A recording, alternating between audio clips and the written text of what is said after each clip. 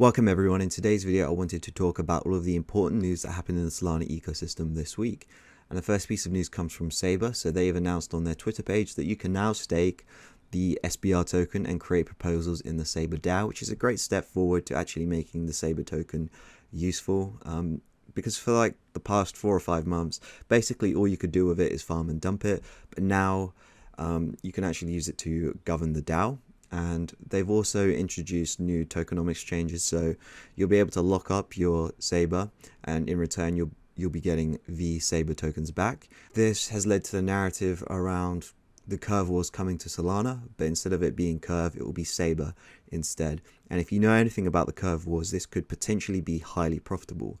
So projects like Sunny Aggregator, for example, could see quite a big boost because basically you can take your Saber LP tokens and then stake them into Sunny Aggregator and then receive Sunny and Saber tokens in yield.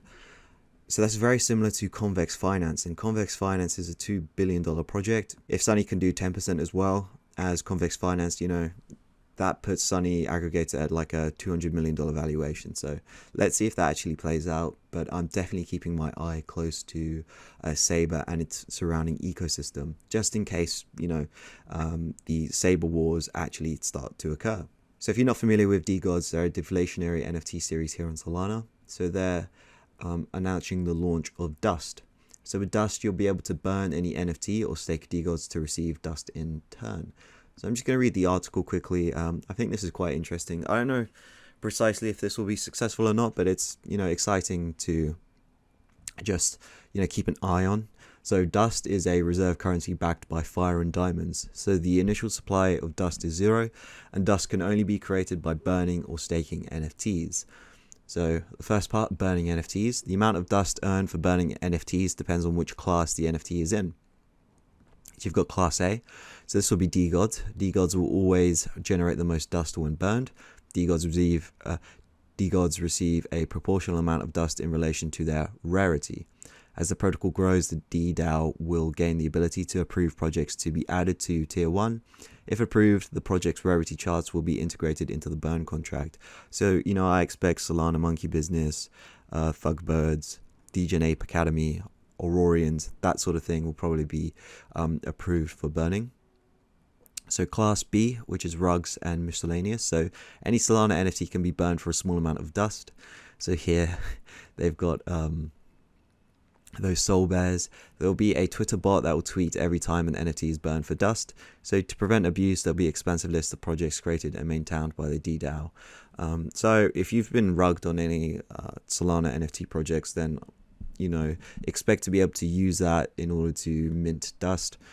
So for example, Azura DAO, I've got a couple of those NFTs sitting in my wallet, so I'm hoping to maybe get some money back from that. And also staking NFTs. So DeGods can be staked to earn dust on a daily basis.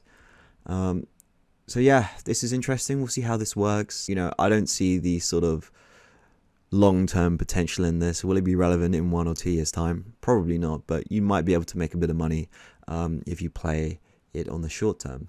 But the next piece of news comes from Dex Labs. So Dex Labs have announced that staking is finally here, and staking will start on January 10th. So the next piece of news I wanted to cover just covers all of the structured product protocols that you can interact with. So we have Friction. They've opened up a ton of new vaults.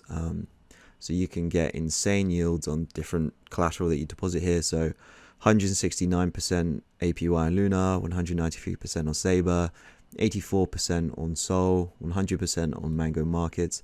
And this is through covered calls. And then you have other strategies here as well. So for selling puts, you can get 80% on Sol. And they'll be opening up more vaults in the future as well. Now let's take a look at Chest Finance. So again, you can get some ridiculously good yields here if you deposit Sol or USDC into here. So basically what happens with these Solana structured products is that they take your collateral and then sell a call or a put against it, and the options premiums that they receive, they then take them and then redistribute to stakers. So that's really cool that they've been able to do all of this. So yeah, 30% on Bitcoin, 30% on ETH, and more vaults will be opening soon. So Katana is another one. They won the Solana Ignition Hackathon So they're probably quite trusted. So again, 90% on Luna, 40% on Bitcoin, 70% on USDC. And the last one I wanted to talk about is Tap Finance. So less options here, but still some extremely good yields here. So 55% on Sol, 53% on Bitcoin. So definitely go ahead and check out all of these different structured protocols, because all of them are on mainnet and none of them have a token. If you're familiar with Ribbon Finance, they airdrops tokens to previous users, so I definitely think it's worth trying these out in hopes for an airdrop in the future. And the fact that you can get just like ridiculous yields on collateral deposited in here. I expect it to go down over time as more and more people go into these vaults, but this is a really good place to get yields for now. And also someone asked me like what the use cases for Pi were. Well, now you've got an additional use case here. Before you could only basically use it in money markets, but now you can do other stuff with it, so that's cool. So the next piece of news comes from DeFi Land, so you can check out the first version of DeFi Land docs down below. So if you go on here, there's a bunch of different stuff that you can go ahead and do and just look at what's going on in DeFi Land, because this was needed. They didn't really have documents before, so you just had to go around and discover everything for yourself. So this just makes it easier for players to get integrated into DeFi Land. And there's a lot more things that I didn't know about DeFi Land that I found out when I started to go through this document. So if you're interested in DeFi Land, I think it makes sense to go ahead and check this out. So the next piece of news comes from Socian. So they're introducing Socian Streams, which is a bonding marketplace that improves on the idea of protocol-owned liquidity.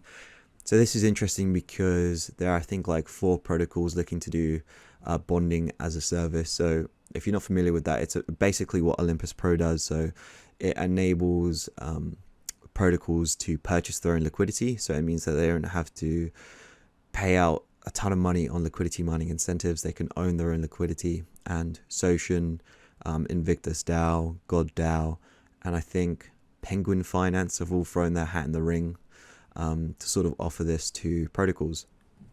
And Invictus DAO is ahead right now. I think they've already partnered up with a couple of teams to do so, but we'll see what Socian does, and I expect them to come out with a good product. Next piece of news comes from Mango Market. So they have burnt 4 billion Mango from the treasury.